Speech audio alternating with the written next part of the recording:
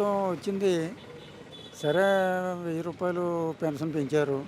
తర్వాత ఉన్నాయి కూడా ఒకటి గ్యాస్ బండ్లు ఇస్తా ఉన్నారు. అక్కడక్కడ ఇచ్చుకుంటూ వస్తున్నారు.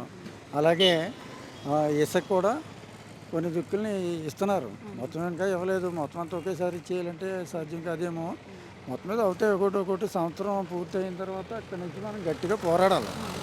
ఈ లోపల ఏంటో సర్దుమనుకోవటం అది ఇది చేసుకుంటూ వస్తున్నారు. ధరల గురించి వీటి గురించిని విపరీతంగా పెరిగిపోయినాయి అనుకోండి ధరలు. నూనె ప్యాకెటే 100 ఉండేది 140 అయిపోయింది పామాయిలు. ఆ రకంగా కౌలు రైతులకి ఇదివరకు వీళ్ళ ప్రభుత్వం ఉన్నప్పుడే రుణమాఫీ జరిగేది. ఓకే. జగన్ అసలు రూపాయి రుణమాఫీ చేయలేదు కదా, రుణాలు ఇవ్వలేదు. అటువంటి పరిస్థితుల్ని కౌలు రైతుల సమస్యల మీద పనిచేస్తున్నాం మేము.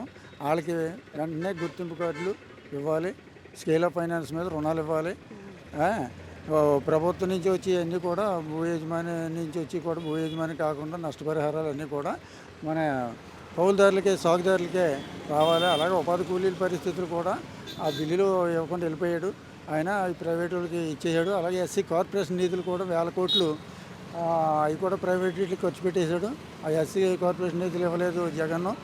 అట్లాంటివన్నీ ఇప్పుడు సర్దుబాటు చేసుకుని ఇప్పుడు ఉన్న ప్రభుత్వం అలా చేస్తే మనగడ సాగుతుంది, లేకపోతే ఆగైతే పడుతుంది. అంటే గతంలో పనులు ఉన్నా లేకపోయినా జగన్ డబ్బులు ఇచ్చేవాడు, గడిచిపోయేది. ఈ చంద్రబాబు నాయుడు వచ్చాక పనులు ఉండట్లేదు, డబ్బులు ఇవ్వట్లేదు, ఇబ్బంది అవుతుంది జనాలు అని చెప్పి